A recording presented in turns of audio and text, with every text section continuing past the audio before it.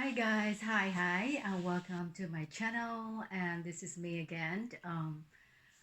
One of my cousin, which from Malaysia, she requested or suggested it to me to do a vlog or a vlog about my love story between my husband and I. So I said, I think that's a good idea. So why not doing it? So here I am. So anyway, I'm gonna try to tell you guys the best that I can remember back in 20 some years ago.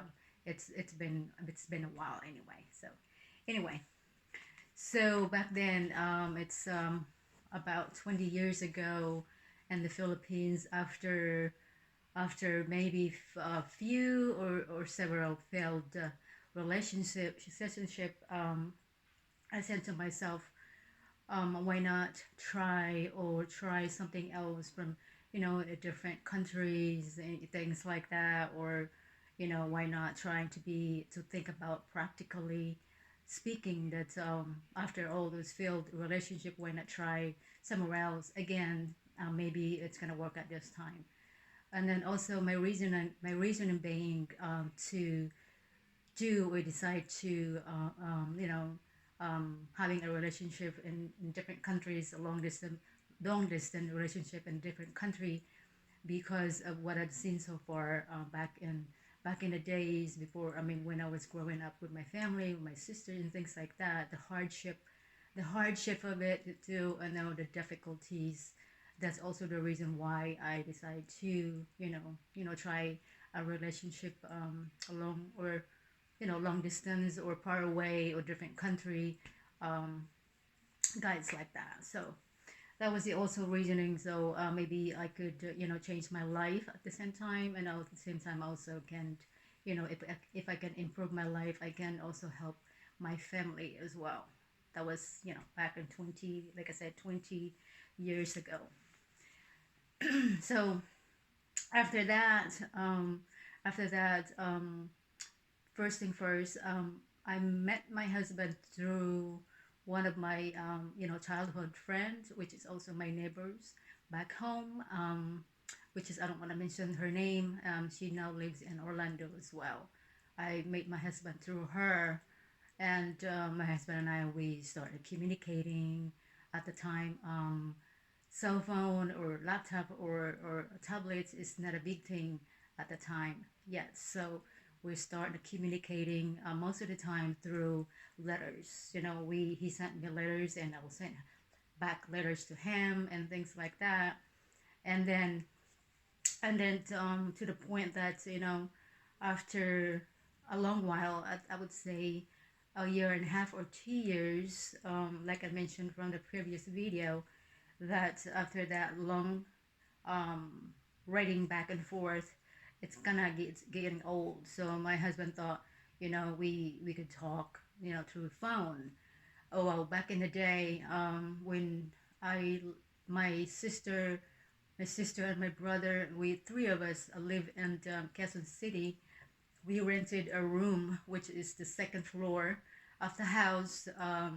We rented a room, so our landlord has a landline phone at the time. So I told my husband, okay, why not?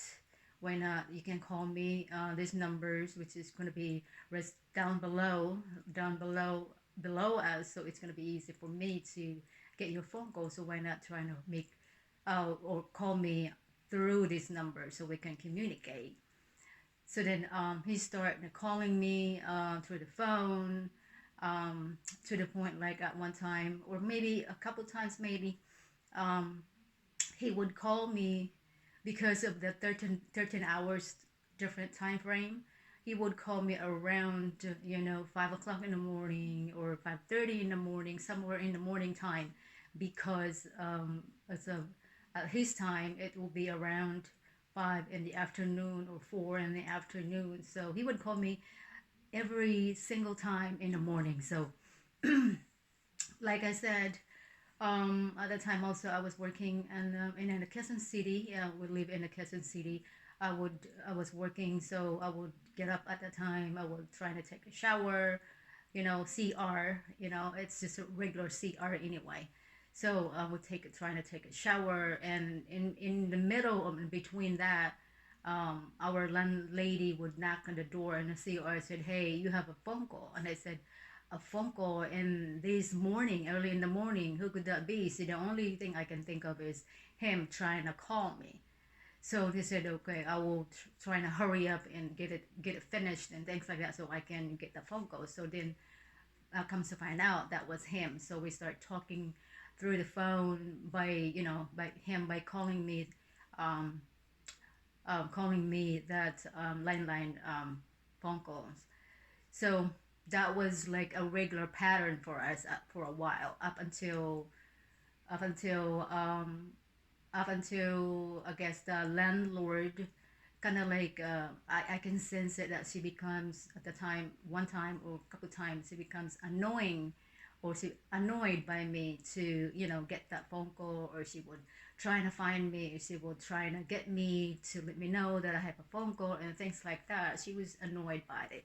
So I told my husband that I think you can't call me on this number anymore because of the landlord kind of like not very happy about it, and she's gonna give me you know um, negative vibes about it. So well, anyway, so during that time that my husband would call me, and like I said, early in the morning around 5:30, and in the Philippines at that time, you would hear those some chickens were taktalaok, things like that, and he can hear the chicken, like tumatalaok yung mga manok doon, yung mga roaster doon. So he could hear those chicken, and he would ask me. I said, "What is that?" And I said, "Well, it's a chicken." So he said, "Why is it chicken? Why is it chicken right next to you while you're taking a shower?" So if you can only imagine,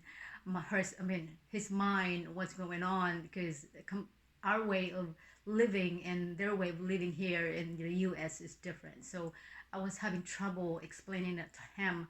So, and I said I was trying to explain it as hard as I can, and now it's not really like next to me. It's just meaning may lagayan ng manok doon sa tabi sa likuran ng the wall, and I trying to explain that to him, and I guess I don't know if at the time if he gets there or he understands what I was trying to explain it to him. So anyway, so he would ask that funny question, and I said, and also like back to what I said earlier, that the landlord was getting annoying by me. So I told him that we can't he can't call me anymore on that phone because it seems like she got annoyed by me every time. She would trying to find me. She would try to and said tell me that blah blah blah blah blah blah and things like that. So I said we can't no longer talk through the phone using that number. So we figured out, so there's no other way, and we tried different ways. So to the point, like I told him that, I told him that there is a public phone in the church, which is in the Santo Domingo church. So he said, okay. So he said, okay, let's try it that way. So then I would go to the church, Santo Domingo church, and I would call him, trying to get a collect call, and then he would, you know, try to pick up the phone. Sometimes he'll pick up the phone right away, and sometimes he'll call me back.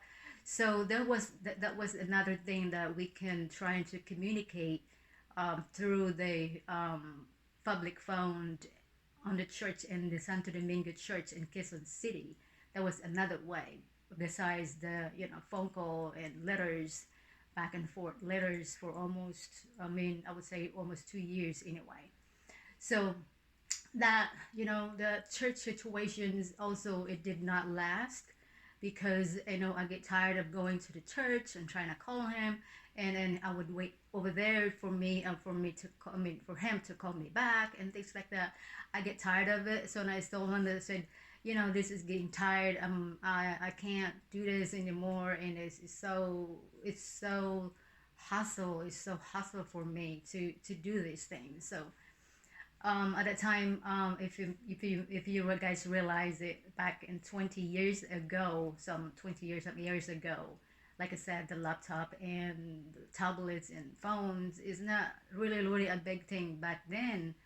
You know, I can hardly afford it, to have a cell phone or anything. So I suggested that to him, that why not getting a cell phone, so that's easy for me or for him to contact me right away. So we figured that way, he can call me anytime or anytime at all, because of the time difference, 13 hours difference. So he can call me anytime. So nobody's bothering, or we can't, bother anybody or the landlady, or going to the church, that in order for us to be able to communicate. So we ended up getting a cell phone. So the cell phone that we bought at the time is just for me to be able to receive incoming calls. I can't use that cell phone to make outgoing calls. It's just mainly for him to be able to call me anytime. So make a story short, yes, we did have that cell phone. He was able to communicate to me all the time he wanted to at any time, and things like that. So that was the three things that we try in order for us to be able to communicate through phone calls, besides letters. Okay, so after that,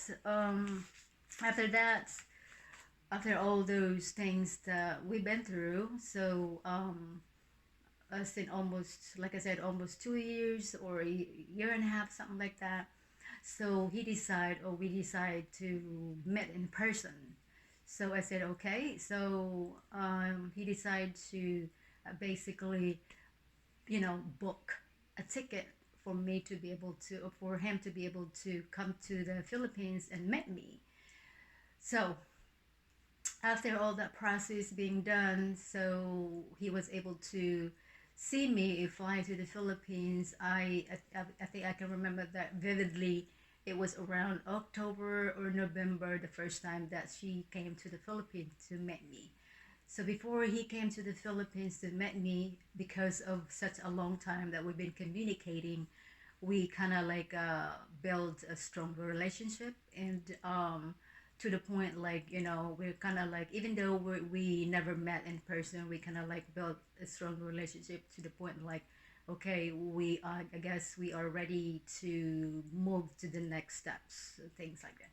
So before he went to the Philippines, met me, and we agreed that by the time he will be flying to meet me, we agreed that if he sees me in person, that he does not like me, or I see him in person that he does not like me. So then we're just gonna have to tell the truth, that okay, I don't like you, I'm sorry, and you're just gonna have to move on. Or he can tell me that, okay, I don't like you, I'm sorry, we can't move on, and things like that. That's what we agree on. So at the time also, before he came to the Philippines, like I said, we built a strong relationship already, even we did not meet in person. So he thought, like, to make it faster, as far as our the status of our relationship. Before he came, he already did his research. Like, did a research on how to apply for visa for me as a fiance, for me to be able to come to the U.S. As much as possible. So before he met me, besides that we had an agreement on, whether we like each other or not, we have to tell the truth so that we can just go on our separate ways. So he gathered all the info, the papers, all that he needed for me to fill out the form, so that when he come back to the U.S., it's already been signed for me. We fill out the form for him to be able to process the paper. So like I said, make it faster. He came to meet me, and we agreed that, I like you, or in the airport anyway. So we hug and no kiss or anything like that. We just hug, and we stayed in Timog Hotel. I forgot the name of the hotel now. The Timog Circle, right on the circle circle in the Timog area, Quezon City. So we stayed over there, and we talked first. That day that he flew to the Philippines, we talked, and we were being honest together. And I said, okay, I guess we have to move on with this relationship because you did not say anything that you didn't like me, or I did not say that thing that we didn't like you or anything like that. So we decided to, I guess, to stay together. So basically, that was the beginning of being together physically anyway. So we stayed at the Timog area hotel in the circle. So that's what. So then, like I said, he brought all the papers. He brought all the papers for me to fill out, ready to go for my visa. So then, when he came back, all signed up when he came back. So all I had to do is wait or process my my visa and things like that. So basically, he came back. We met at the first time each other at what do you call that, November, like I said, October or November, and then they processed my paper. I start from January, February, March, April, May, June. Okay, so yes, my papers got processed in between 6 months. 6 months. Finally, I got my visa, and I was able to basically come to the U.S. as a fiance. So I came to the U.S. to be exact, June 3rd, 1999. So imagine that it's a little over 20 years ago already. So that was my short version of how we met, how we agree certain things like that. Nobody forces, I didn't force him to be with me. I wasn't forced to be with him, so we choose to, to, I guess, take our relationship to the next level.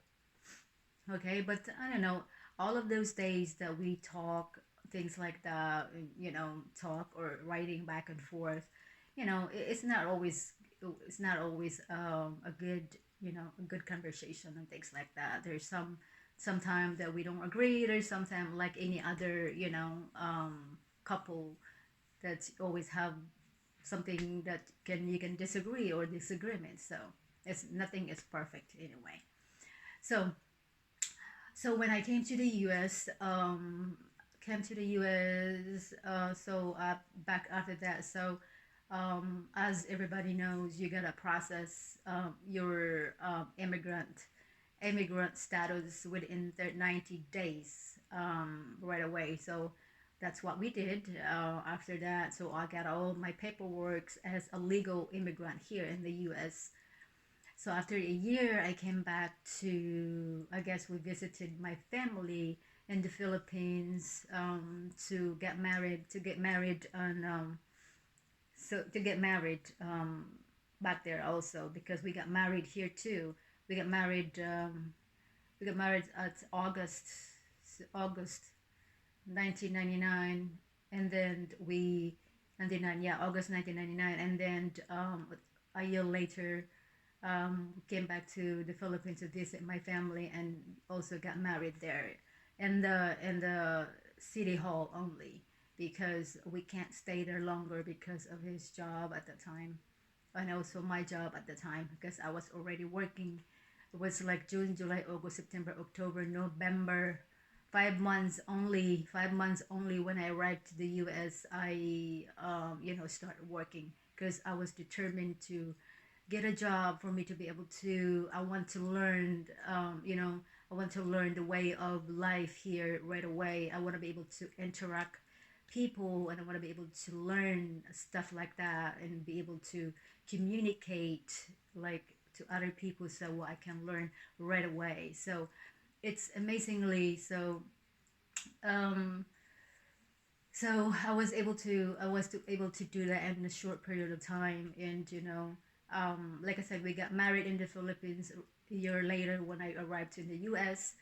Um, and to The reason for that is I came back a year later because of my parents. I want my parents to see me that got married, even though it's not in the church married or anything like that, and even though it was just in the, you know, civil service or civil marriage like that. But at least I still want my parents to be able to see me, and out of respect for them, because you gotta respect your parents. You gotta love your parents, while she's still alive. They're still alive anyway. So then I came back to the U.S. again after a year, and came back to the U.S. after I visit my family back in the Philippines. So I came back to the U.S., and also at that short period of time, I was able to, like go up in the ladder at my job and got promoted in my job at that short period of time. And also, and that's a good thing. The reason being, I was really, really, really persuasive of going to work, get a job after 6 months, only 6 months that I reside in the Philippines. I got all papers that I'm legal to work here, so that I can communicate good to the other people. I can interact with other people. I can learn a lot of things with here way of life here in the U.S. So after all that short period of time, at the my job at the store, at Kmart store, I got promoted. I was, department lead associates at the time, and then that was only like not even 2 years right after I came here. Then I was um, able to go to school as ESL, like English is a second language, for me to be able to, like I said, learn faster to, because I'm one of those, I don't wanna, I want to learn right away. I want to learn everything so I can function correctly, or function right away in the US. That I don't want to see some of the people, like other people, like going, like the progress. I mean, the progress in the U.S., and it's not as good. It's not as fast, and I don't want to be like that either. And I don't want to be like just in the house and do housework and things like that. I'm not saying that I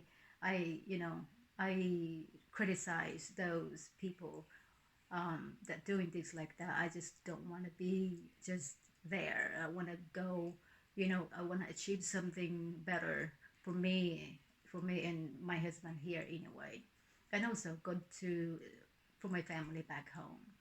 So I was able to go to school for the ESL to learn faster, to learn fast, and also my husband. Also, he is really, really trying, really big help for me. He decided to hire a tutor. He hired a tutor for me at the time, and as you probably guys know, the older you get, the harder it is for us to learn, to absorb things. And it's not like it's different between younger people, and it's easy for you to observe, easy for you to learn faster than a little, if up there. At the time I was 32 when my husband and I got married, so I was 32. So it's a little harder. So he decided to hire a tutor for me, so for me to be able to even learn faster as far as the language. And because at the time also I was trying to um, get into college, as community college of Philadelphia. So that was the reasoning why he decided to hire a private, I mean, the tutor for me.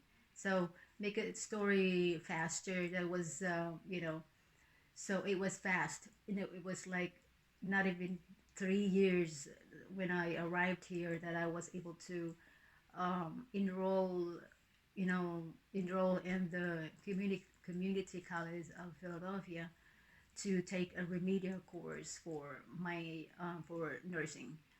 So I after all that said and done, I was able to enroll, so I was taking courses, remedial course for towards nursing, which is I need 64 credit for me to be able to get in the nursing program.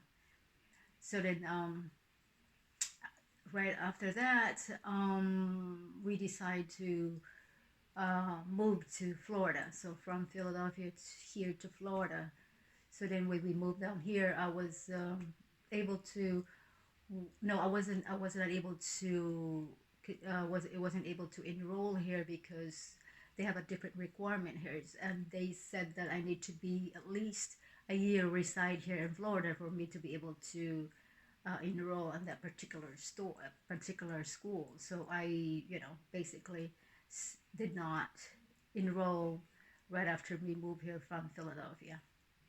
So I will tell you a little bit more next time of what's going on with me and my husband here, my life here in the U.S. So the reason why I did this vlog is just wanna give you a highlight of our story, how we met, how we, what we do, we communicate at the time, because at the time, like I said, the cell phone or the laptop or the tablet, it wasn't as big as now. So that was the only reason why I did this vlog, and I hope that you guys enjoy it. I hope that you guys will get some kind of like a lesson from it. And also I did this vlog because one of my cousin in Malaysia or Indonesia, I think Malaysia, requested this. So hello to my cousin out there, and I hope that you can enjoy these, or anybody that can see this video can enjoy. And again, thank you for watching all my videos so far, and do not forget to like, share, and subscribe so that I will be able to continue doing the vlog. Okay, so again, thank you so very much, and don't forget to subscribe and click the notification bell so that you will be notified of what's on my next video or when, so that's easy for you guys to, I guess, monitor. Okay, I hope you guys enjoyed this video, and I hope that can you can learn from it. Whoever that can see it, if you need to place any comments, please just comment below. Like again, like I said, like, share, and subscribe. I thank you so much, and up until my next video, and stay tuned. Thank you, and enjoy your day, and stay safe. Bye. Thank you.